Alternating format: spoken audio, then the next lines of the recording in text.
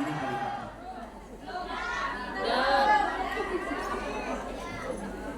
Kalau ditanya dari mana datangnya nikmat yang semakin bertambah, maka jawabannya mulai dari biasakan hati dan jiwa kita banyak syukurnya. Nah, kalau kita bersyukur, Allah nanti otomatis akan menambah pundi-pundi nikmat itu semakin besar, semakin kian bertambah. Dan jangan pernah mencari tambahan nikmat lewat jalur kufur, karena nggak mungkin terjadi tambahan nikmat kalau kita mengkufurinya. Bersyukur, karena Allah pasti datangkan sesuatu yang lebih besar dari apa yang kita punya di hari ini. Amin. Share. Dua. Oh, punya berapa stop videonya?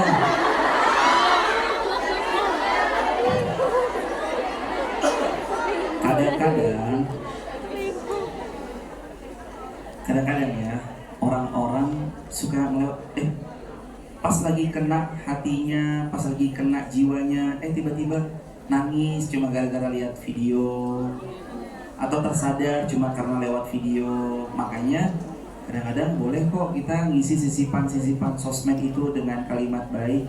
Insya Allah tuh jadi jariah buat kita. Kan kata Nabi gitu ya, siapa yang nge-share kebaikan, nanti dia panen pahala kebaikan. Kita buat baik itu sebenarnya bukan buat siapapun. Kita buat baik sebenarnya buat diri kita sendiri. Nah, maka rumus yang kedua, satu, kalau mau bahagia banyak bersyukur. Dua, kalau mau bahagia di tengah kesibukan hiruk pikuk dunia, berbuat baiklah sebanyak-banyaknya. B yang pertama tadi apa? B yang kedua, berbuat baik sebanyak-banyaknya. Silakan dibuka Al-Isra ayat ke-7. Surah Al-Isra ayat ke-7. Al-Isra ayat ke-7. Saya pimpin, jemaah baca pelan-pelan. A'udzu billahi minasy syaithanir rajim. 1 2 3.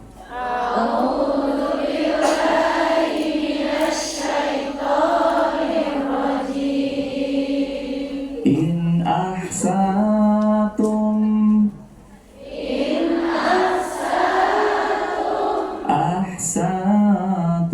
li anfusikum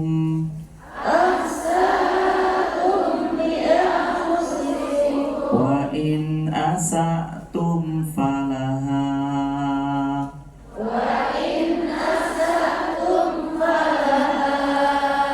In, apabila ahsantum, kalian terus berbuat baik, ahsantum, maka kebaikan yang dilakukan li anfusikum, dia nggak akan membal atau memantul kemana-mana kecuali dia kembali kepada pemiliknya.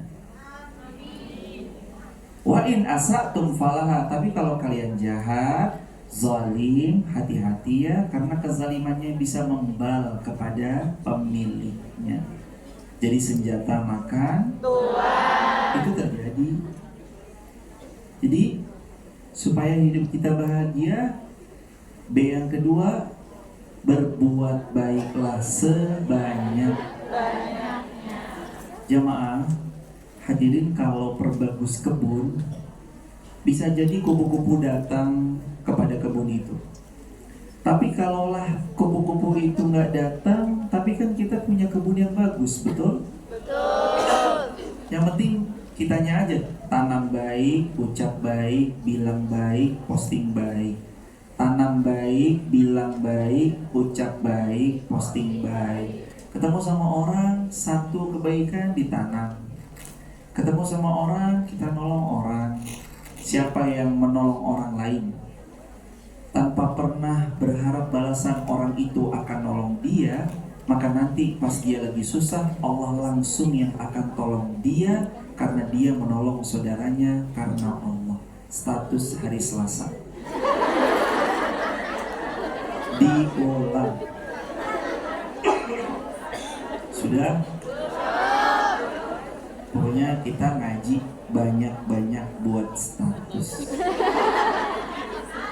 Udah siap? Ini kalimatnya.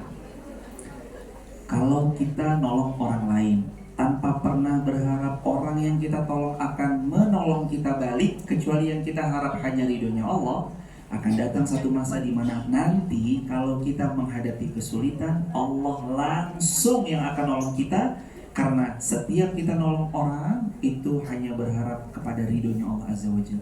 Dan orang-orang yang nolong orang lain karena harap ridhonya Allah, Allah pasti akan beri ganti sama sesuatu pertolongan yang lebih baik dari apa yang dulu pernah dilakukan. Ya. Sudah berapa statusnya? Stop dulu, kita ngaji lagi. Ntar kalau udah waktunya buat status, buat status. Sekarang aja lagi. In ahsantum. 1, 2, 3. In ahsantum. In ahsantum. In ahsantum. Ahsantum.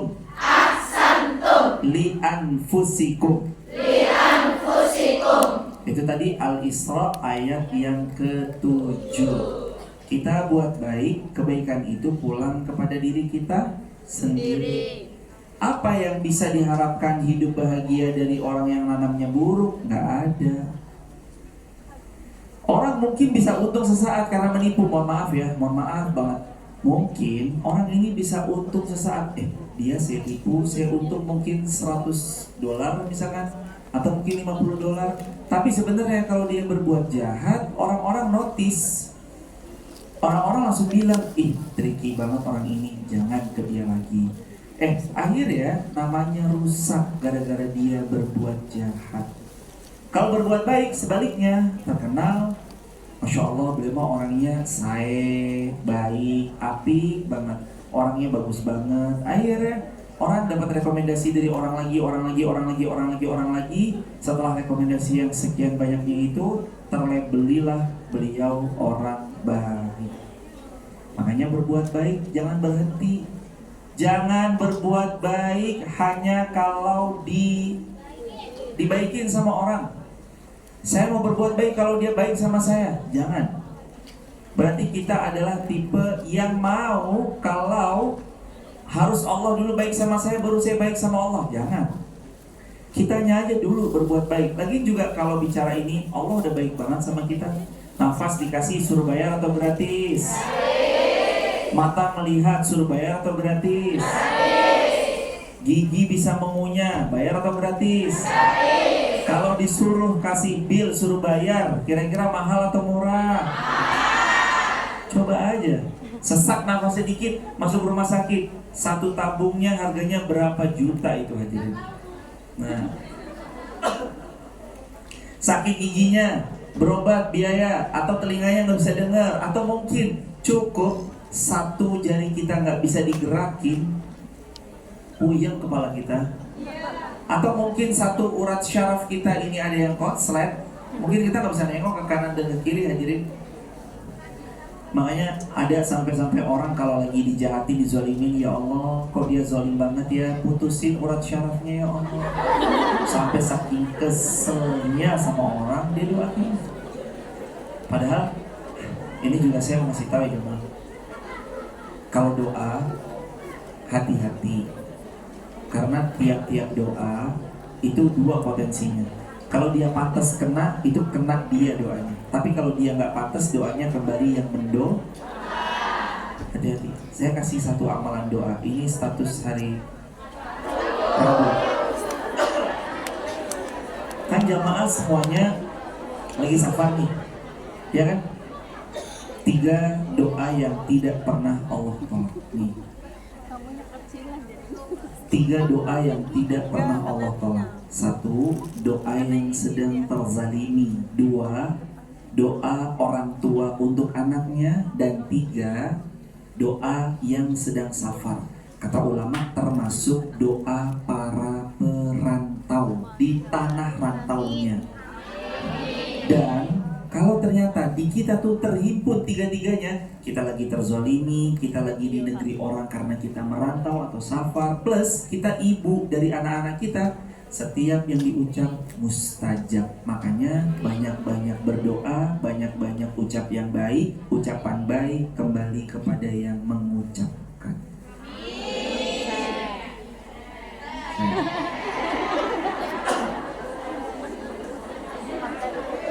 Nomor 3, bahagia mau cari di mana?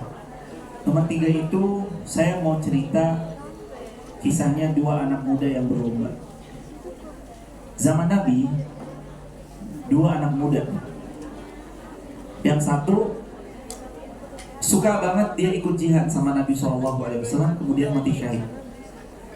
Yang satunya dia masih hidup sampai tahun depan yang akan datang, lalu dia meninggal tapi di atas ranjang, gak mati dalam keadaan syahid. Tapi dia maksimal, tanpa pernah menunda-nunda setiap kebaikan yang dilakukan. Sampai ketika qadarullah ma syaa fa'al, ada seorang sahabat yang tertidur, beliau bermimpi. Di mimpinya beliau ketemu dua orang. Yang satu anak muda mati syahid meninggal tahun lalu. Yang kedua anak muda meninggalnya di atas kasur, di atas ranjang, meninggalnya tahun ini. Tapi yang dilihat pemuda ini tuh aneh. Pemuda ini lihat, kok yang meninggal di atas kasur masuk surganya lebih dulu daripada yang mati syahid. Dia terbangun, terus dia ngadu sama Nabi. Ya Rasulullah, gimana ini ya Rasulullah? Kok saya ketemu dua anak muda, yang satu meninggal mati syahid, yang satunya lagi meninggal di atas ranjang.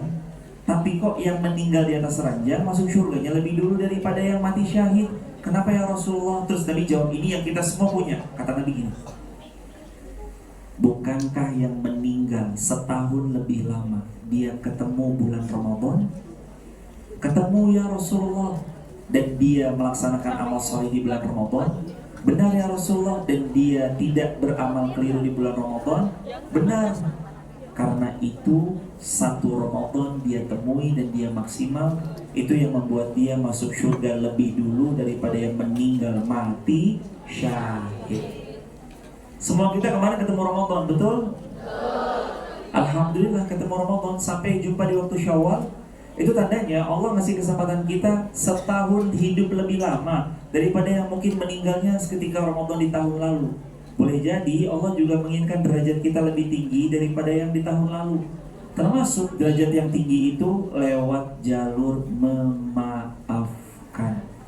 Kunci nomor 3 hidup bahagia di tengah sibuknya dunia, memaafkan. Jamaah, maaf tertinggi adalah mampu memaafkan musuh bebuyutan. Udah maafin musuh bebuyutan? Sudah belum? Siap? Sakit banget Ustaz. Sakitnya di mana? Parah.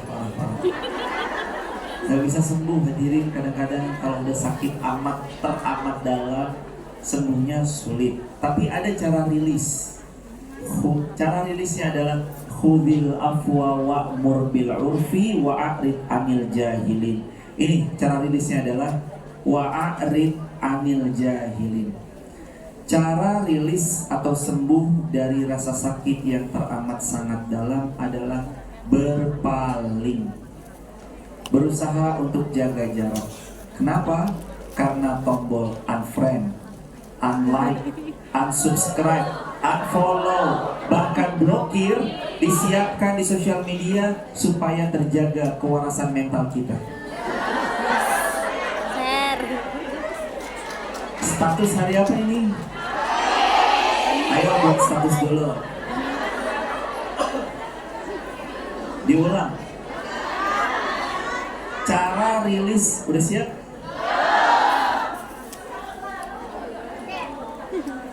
Cara merilis atau melegakan hati kita dari sesak yang menghimpit saat kita dilukai, dizalimi orang, salah satunya adalah dengan jaga jarak. Itu sebabnya kenapa di sosial media ada tombol unfollow, unsubscribe, unlike atau unfriend atau bahkan blokir. Tombol itu semua disiapkan supaya terjaga kewarasan mental. Makanya kalau mentalnya mau waras, boleh kita sedikit menjaga jarak. Saya boleh share. Saya mau tanya Ustaz, emang kalau saya jaga jarak itu nggak mutus silaturahim? Jawabannya tidak.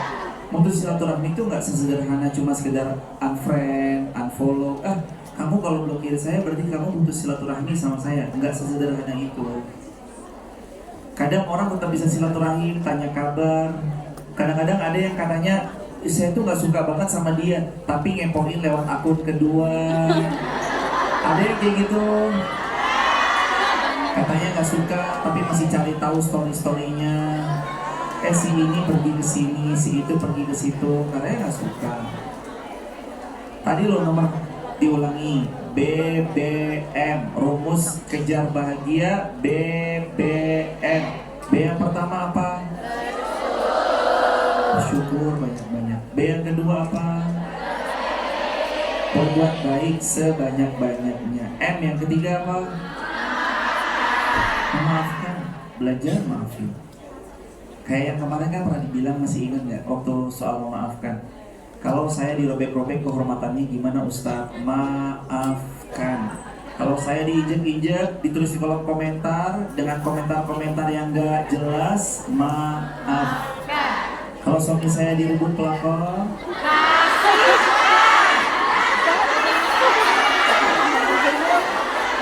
apa?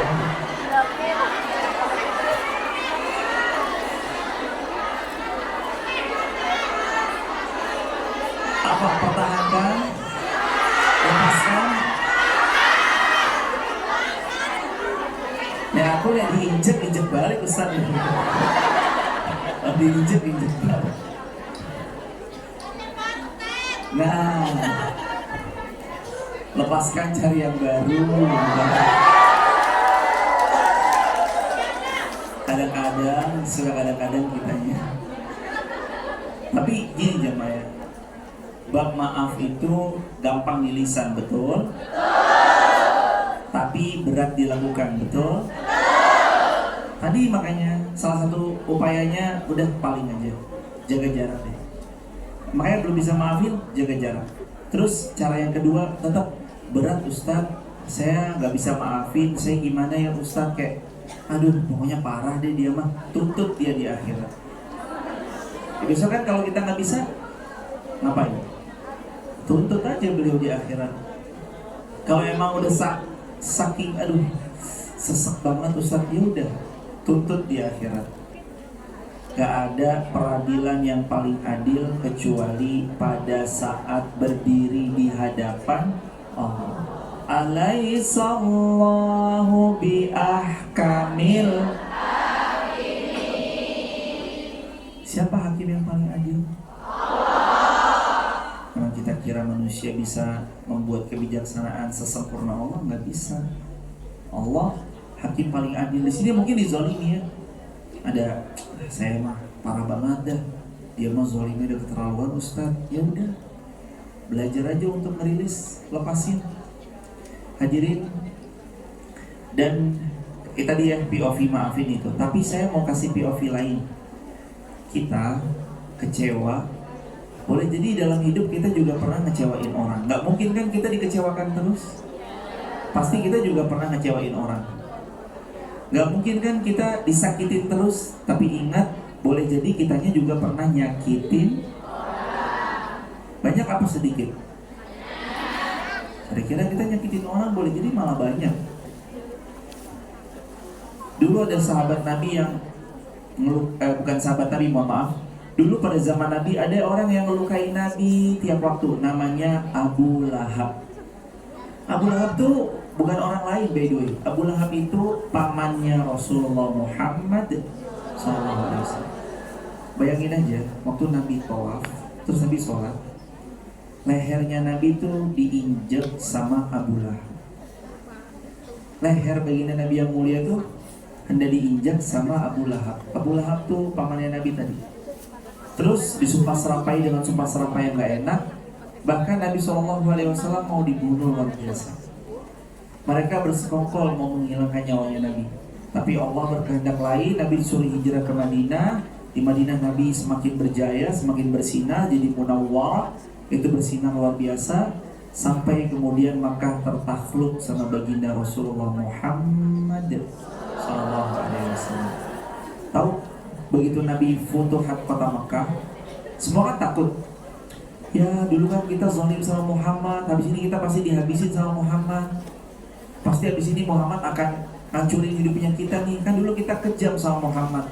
Nabi ketika bebasin kota Makkah, ketika naklukin kota Makkah, Nabi nggak balas keburukan dan kezaliman mereka, tapi justru Nabi malah bilang, hari ini hari kasih sayang. Nabi nggak balas. Hari ini hari kasih sayang, itu kata Nabi. Jadinya kalau kita mau melihat sosok siapa yang paling kuat, luar biasa bisa maafin kesalahan orang yang paling zalim sama dia, sosok itu adalah baginda Rasulullah Muhammad Sallallahu Alaihi Wasallam. Sallallahu ala Muhammad.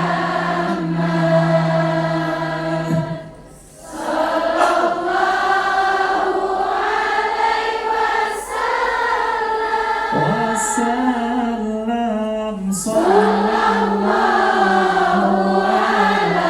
Muhammad sallallahu alaihi wasallam.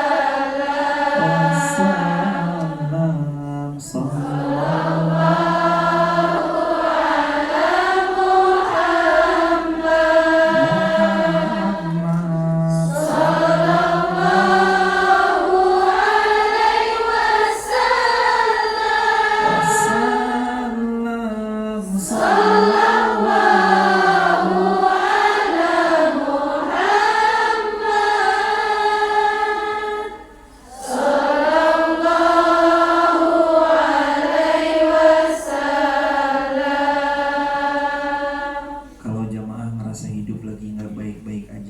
coba sholawat. Allahumma sholli ala Sayyidina Muhammad wa ala ali Sayyidina. Kalau hidup lagi kerasa berat, banyak pikiran, banyak kerjaan, kayak masalah tuh nggak berhenti, terus berdatangan, coba deh sholawat. Lazimkan, dawamkan, jadiin daily rutin. Hidup kita tuh nanti makin kerasa ringan. Nabi janji, siapa yang sholawat sekali, Allah balas sholawat 10 kali. Makna sholawat, rezeki dilapangkan, urusan Allah mudahkan, hajat-hajat Allah kabulkan. Makanya Nabi bilang kan, tukfahammu, kamu kalau banyak sholawat, hajatmu tukfahammu, terpenuhi sama Allah. Nah, karena dari tadi kita udah pelan-pelan belajar BBM, maka hari ini kita lebih banyak tanya jawab. Nanti dari yang depan, belakangnya lagi sampai di ujung sana, mudah-mudahan kebagian. Sekali lagi, mudah-mudahan kebagian tanya jawab. Mohon langsung to the point ke pertanyaan. Nanti satu orang satu pertanyaan. Kalau bisa, mudah-mudahan nanti bisa lebih banyak yang kita jawab bareng-bareng. BBM. B yang pertama apa? Ini bukan BBM oplosan nih, real BBM. B yang kedua apa? Berbuat baik sebanyak. M yang ketiga supaya hidup bahagia adalah memaafkan. Apalagi di bulan Syawal, taqabbalallahu minna wa minkum, taqabbal ya minal a'idin, mohon maaf. Apa artinya minal a'id? Semoga kita termasuk yang a'id, mengulang kepada kesucian fitrahnya kita. Wa dan al-faizina, mudah-mudahan kita termasuk hamba Allah yang faiz. Faiz artinya apa? Beruntung, menang. Makanya kita mau Syawal kita menang. Syawalnya menang kalau kita banyak berbuat kebaikan. Sebelum tanya jawab, saya kasih satu zikir yang Nabi itu terus baca setiap kali Nabi keluar rumah. Mau diulang. Jadi satu hari